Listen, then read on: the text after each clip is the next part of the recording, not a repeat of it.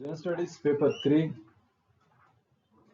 carrying 250 marks is split up into economy, agriculture, science, technology and environment, internal security, disaster management. When I see the previous papers, questions are equally balanced between agriculture, internal security and environment. Disaster management, of course, only I think hardly one or two questions come every year. So this particular topic which we have taken for discussion today is a part in economy. Now economy, the syllabus says planning, mobilization of resources, growth, development, inclusive growth, effects of liberalization, infrastructure, investment models.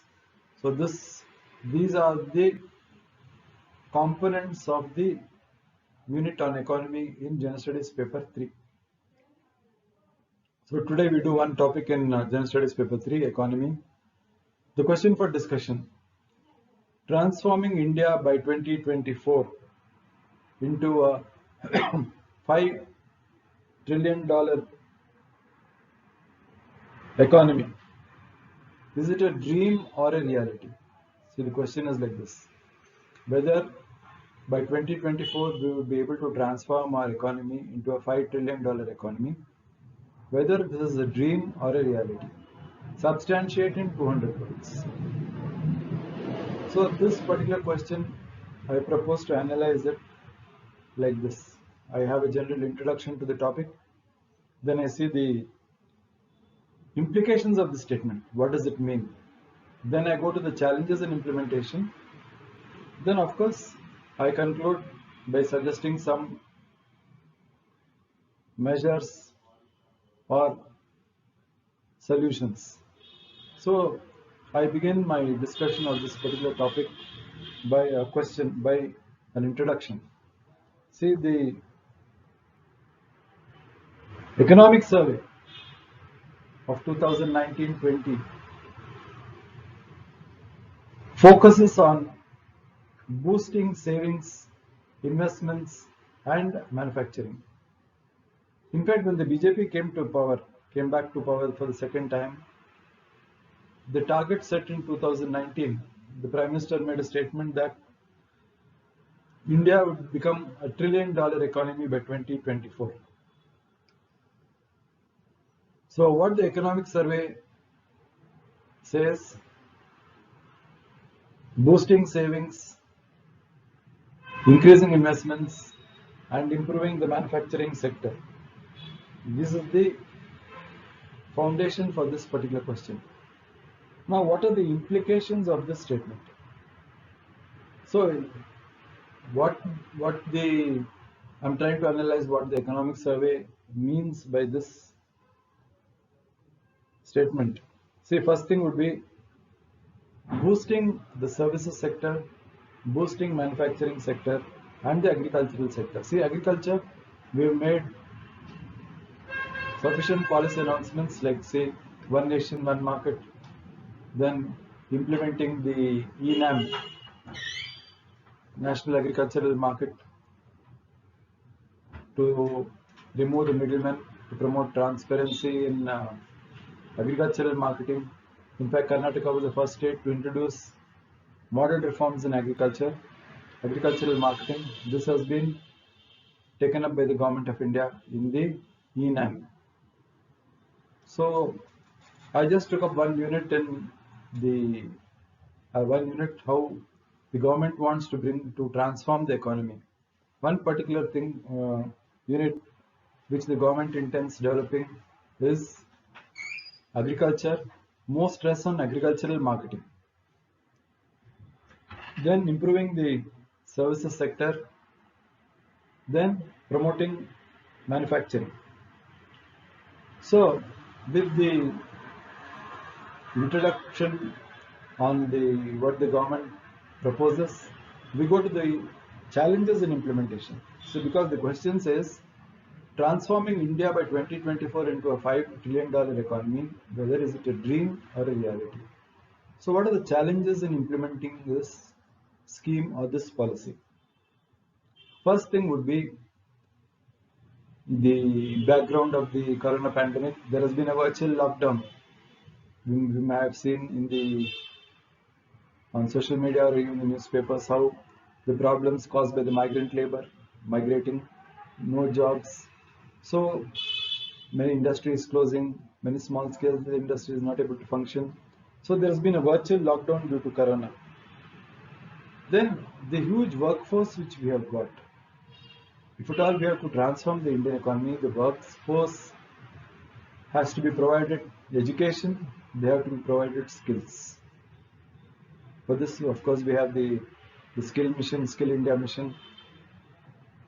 Now, apart from that, we require the collaboration of the private sector in improving the education and the skills for the labor force. Sustainable urban development.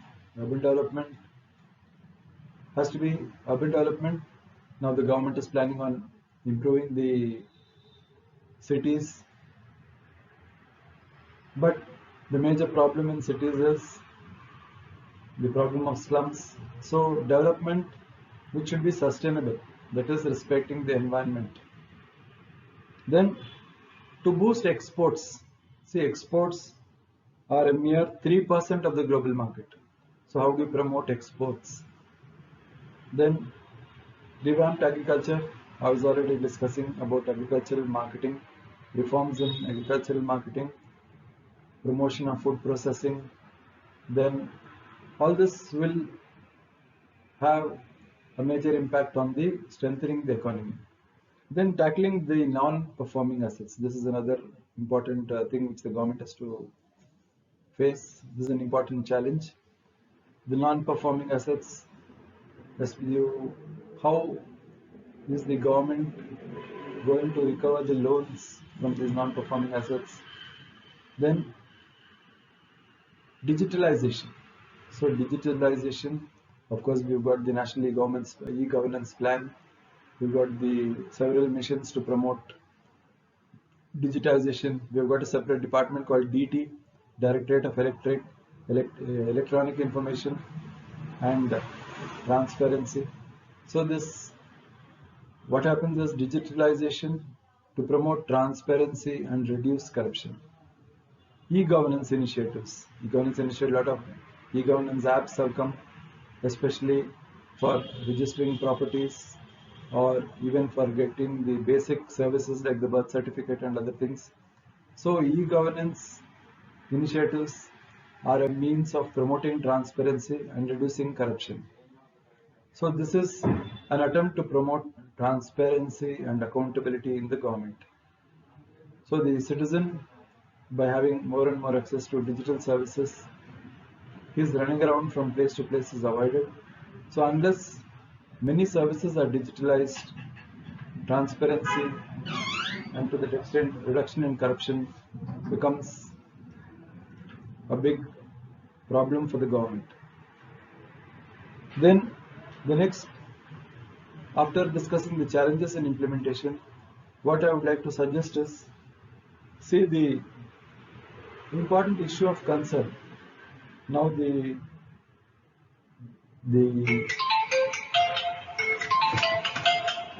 problem is, when we transform India into a $5 trillion economy, the immediate thing comes about the growth rate. Now the economic services aspire for a growth rate of 9% from 2020 to 2024. Currently, the growth rate is just 5% due to slump in manufacturing and construction. Then inequalities in society, like see, one of the major reports of government clearly says that India's 1% own 73% of the wealth. Then the housing schemes, how we are going to implement the housing schemes.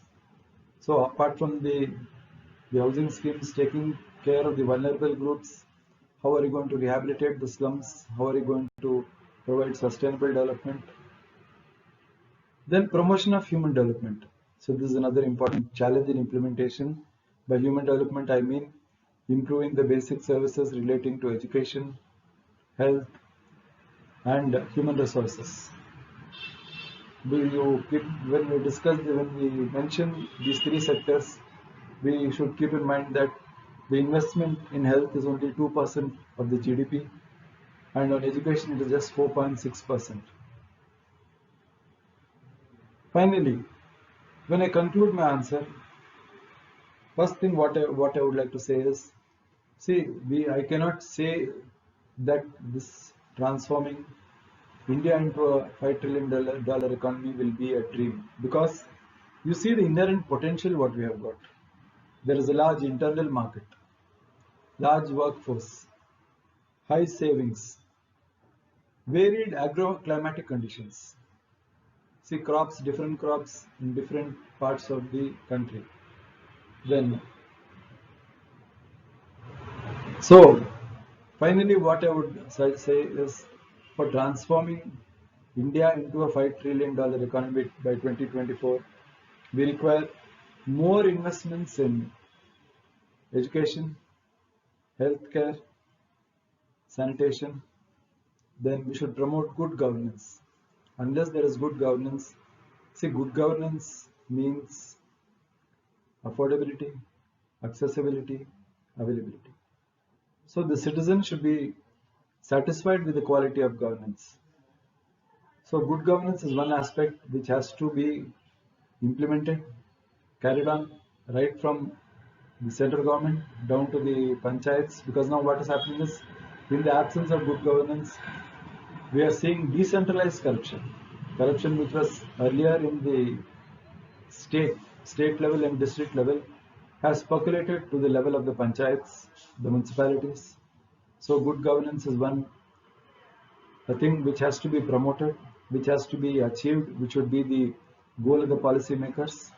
And finally, what I would say is, the system should reward performers and punish the non-performers. This is an important requirement for transforming India into a $5 trillion economy. Reward the performers, select the talent, attract key talent. So this will help in bringing about transformation of the Indian economy. So finally, for a question for 200 words, you start with the introduction, the background, the aims of the economic survey.